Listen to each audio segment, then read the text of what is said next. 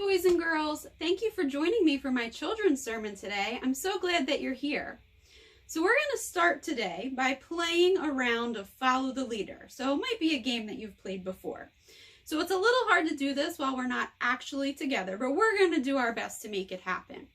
So I want you to pretend that we're all standing in a line behind each other and we're in a train. So you're all behind me, you're all standing behind me, and you're going to follow and do every single motion that you see me do.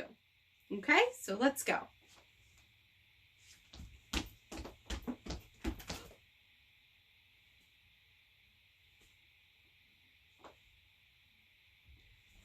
right, you did a great job. That was pretty easy to do, right? It's always easy to follow the leader. But now we're going to do this game a little bit differently. So again, we're pretending that we're all in a line following each other. But now you are in front of me and I'm behind you. But I still want you to try to follow me. Okay? So what I want you to do so that you can pretend you're behind me is I want you to turn around so you can't see your screen. So no one should be looking at me, no peeking. Okay? And I want you to still follow me. So we're going to see what happens. So remember, no peeking, but I want you to still follow me. Let's see what happens.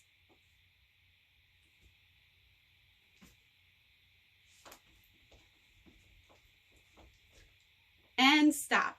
Turn around and look at me. So I bet if you were to go back and look at this video again and actually watch what I did, you would probably notice that the motions you did were not the exact same as me. Because when the leader is in the back and you're in front, it's a lot harder to follow the leader if you can't see them, right? So it's really easy the first time. If you have your eyes on the leader, it's a lot easier to follow them. But if you let the leader get to the back, it's no longer very easy to follow what they're doing because you can't see them. So this goes along with what happened in our story today. So in our story, Jesus is telling his disciples, Jesus is the leader of his disciples, and his disciples are the followers, so kind of like what we were just doing. And he tells his disciples that there are some bad things that are going to happen to him. Well, one of his disciples, Peter, decides to tell Jesus, no, you can't let those things happen. And he's telling him just to avoid all of the bad things that are going to happen to him.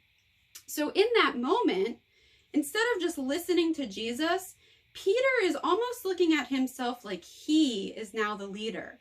So it's kind of like what we just did when you were in front of me and you couldn't see what I was doing as the leader.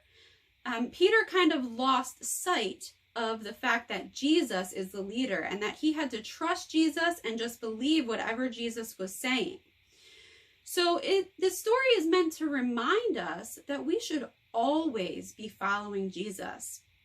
No matter what, we should always be looking to Jesus as our leader. We are his followers, and we should never be trying to get in front of him and let him be behind us and be the leader behind us, because then we can't see what he's doing.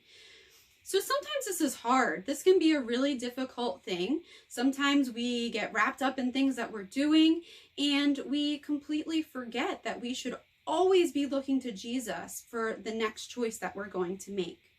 When we follow Jesus, it reminds us to always pay attention to God, and that's so important that we do that. So what I want you to try to remember, not just this week, but always in your life, is that you should always be looking to Jesus as your leader. Okay, no matter what you do, no matter what choices you make, you always want to remember that Jesus is in front of you and he is leading you, and you should be following what he would want you to do. And it's okay if we make mistakes. Sometimes we do make mistakes, but we always want to remind ourselves, what would Jesus do in this situation?